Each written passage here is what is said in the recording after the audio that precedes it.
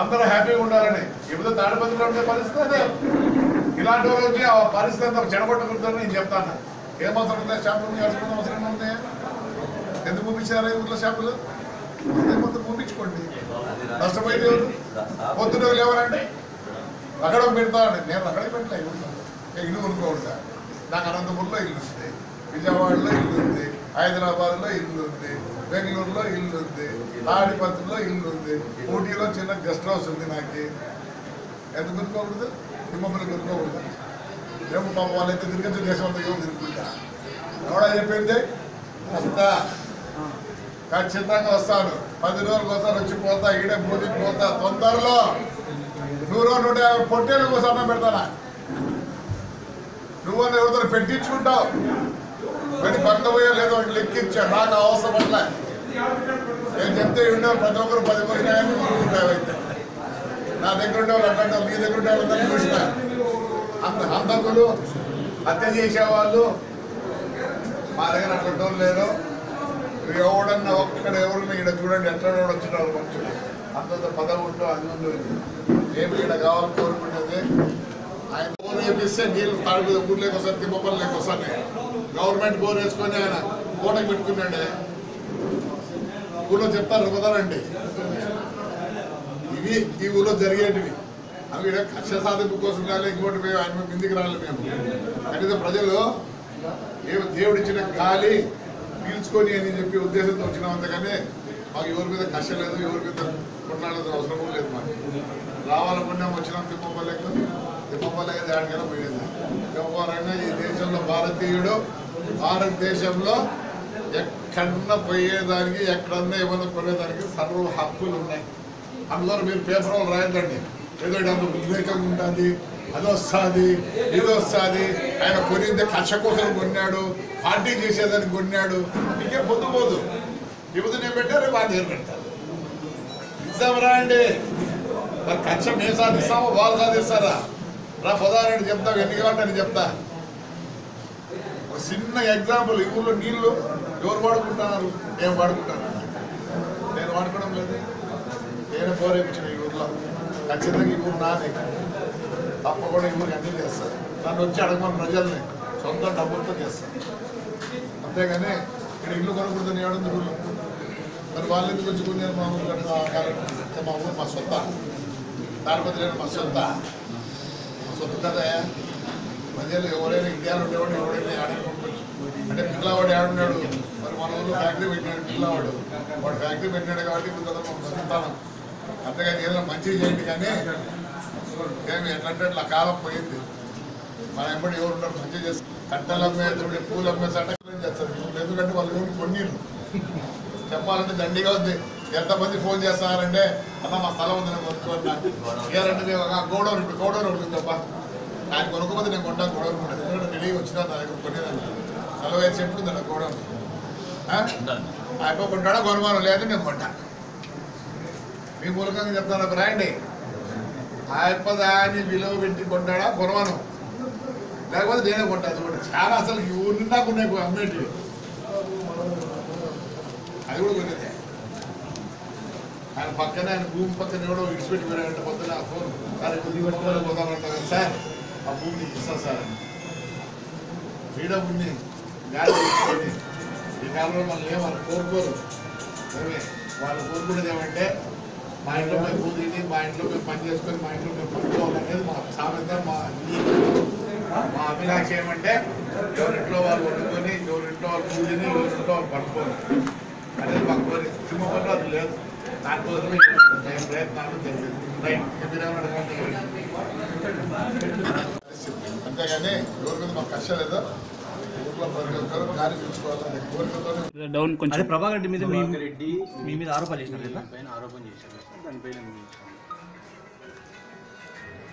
ఈ గ్రామాలు అయితే ప్రశాంతంగా ఉన్నాయి. అతను వచ్చి ఇక్కడ ఫ్యాక్షన్ ఎంకరేజ్ చేసే దానికోసమే ప్రయత్నం చేస్తాను. అతని తాడిపత్రిలో అతని ఉనికి కోల్పోతుందని భయంతో ఇక్కడుండే ప్రజలను మాయమాటలు చెప్పి ఇక్కడ ఫ్యాక్షన్ ఎంకరేజ్ చేయాలనే ఆలోచనతో అతని ఈ ఎల్లనూరు మండలాన్ని ఎంచుకున్నాడు. గతంలో కూడా ఎల్లనూరు మండలంలో ఫ్యాక్షన్కు మారిపోయారు. గతంలో కూడా వాళ్ళ వల్లే ఇక్కడ ఫ్యాక్షన్ ఎంకరేజ్ చేసినారు. ఇప్పుడు కూడా అదే పరిస్థితి కొనసాగుతుంది. అతనికి ఈ మండలాలకు ఎలాంటి సంబంధం లేదు. అతను తాడిపత్రి నియోజకవర్గానికి ఎమ్మెల్యే.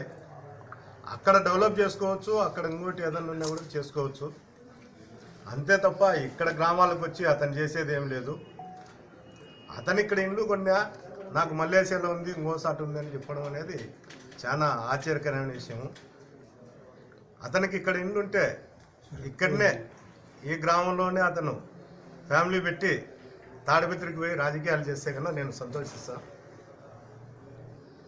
తాడిపత్రి ప్రజలు వీళ్ళ మనస్తత్వం కనుక్కున్నారు కాబట్టి అక్కడ వదిలేసి ఈ ప్రాంతాన్ని ఎంచుకున్నాడు. వీళ్ళు కనుక్కునే లోపల అతను కూడా రాజకీయంగా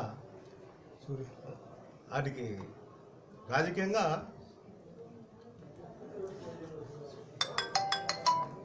ఫోన్ సైలెంట్ పెట్టండి.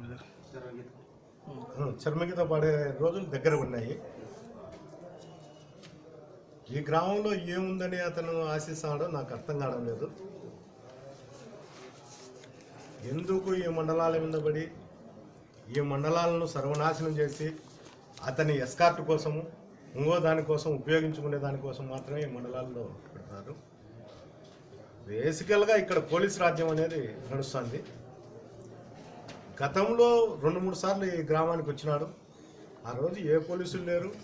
అతనికి ఆ రోజు లేని కొద్ది వరకు పోలీసులు కూడా ఈ గ్రామాలలో కక్షలు కార్పణాలు రావడానికి కారణమయ్యే పరిస్థితులు కూడా ఉంది. 200 మంది పోలీసులు వచ్చి అతన్ని తీసుకురావడమే చాలా ఆశ్చర్యకరమైన విషయం. అది ఎందుకు ఈ విధంగా చేస్తారో అర్థం కావడం లేదు. అతను డెవలప్ చేయాలన్నా ఇంకోటి చేయాలన్నా అతని కాన్స్టిట్యూషన్లో ఉన్నాయి. 30 సంవత్సరాలు అంటే 6 టర్ములు వాళ్ళన్నను కానీ వాళ్ళను కానీ ఆ నియోజకవర్గంలో ఆదరించింది. అలాంటి వాళ్ళకు ఏ కార్యకర్తకు వాహనాలు తీపడం కానీ ఆ గ్రామాలలో అతను సొంత డబ్బు పెట్టి బోర్లు వేపించడం కానీ ఇంకోటి జరగడం లేదు. ఈ మండలాలలో వాహనాలు తీపించి ఫ్యాక్షన్ ఎంకరేజ్ చేయడం తప్ప రెండోది లేదు. మీరు ప్రభుత్వ బోరును ఆక్రమించుకొని నీళ్లు వాడుకుంటారని ఆరోపణ చేస్తున్నారు. ప్రభుత్వం బోరు ఆక్రమించుకోవాల్సిన దుర్గతి నాకైతే పట్టలేదు. ఆయన మున్సిపాలిటీ సొమ్ము తిని పంది కన్నా హీనంగా బతుకుతాడు. అది అతను తెలుసుకుంటే నాకు సార్. ఇక్కడ ప్రజలకు స్వాతంత్రం లేదని మీరు భయభ్రాంతులకు గురి చేస్తున్నారని ఆయన మళ్ళీ ఆరోపిస్తున్నారు. ఏమి స్వతంత్రం లేకపోతే మొన్న ఎలక్షన్లప్పుడు ఓట్లు వేసినారు కదా, వాళ్ళే వచ్చి ఏజెంట్లు కూర్చున్నారు కదా, ఎన్ని ఓట్లు పడినాయో వాళ్ళకే తెలుసు కదా. స్వతంత్రం లేకుండా పోవడానికి ఏముంది? నాకు పోటీనే కాదు మీరు అంటున్నారు. నాకు పోటీనే కాదు అతను అనుకుంటే ఎట్లా పోటీ కాదు. నేను కూడా అనుకుంటాను అతను నాకు పోటీనే కాదు. నేను వచ్చిన తర్వాతనే అతను భయంతో ఈ విధంగా చేసి ఇక్కడ ఫ్యాక్షన్ ఎంకరేజ్ చేసి నన్ను ఇక్కడనే ఇబ్బందులు గురి చేయాలనే ఆలోచనతోనే అతను ఈ విధంగా చేస్తాడని నేను చెప్తాను. అంటే ఆయన ఇక్కడే ఉండి ఇంకా తిమ్మంపల్లిలో విలేజ్లు కానీ ఏదైనా పొలాలు కానీ ఆయన కొనుక్కోకుంటే నాకే చెప్పండి నేనే కొంటా అని చెప్తున్నాను. ఇదేం జూటూరు కాదు. పాస్బుక్ 30,000 20,000 వచ్చి భూములు లాక్కోవడానికి.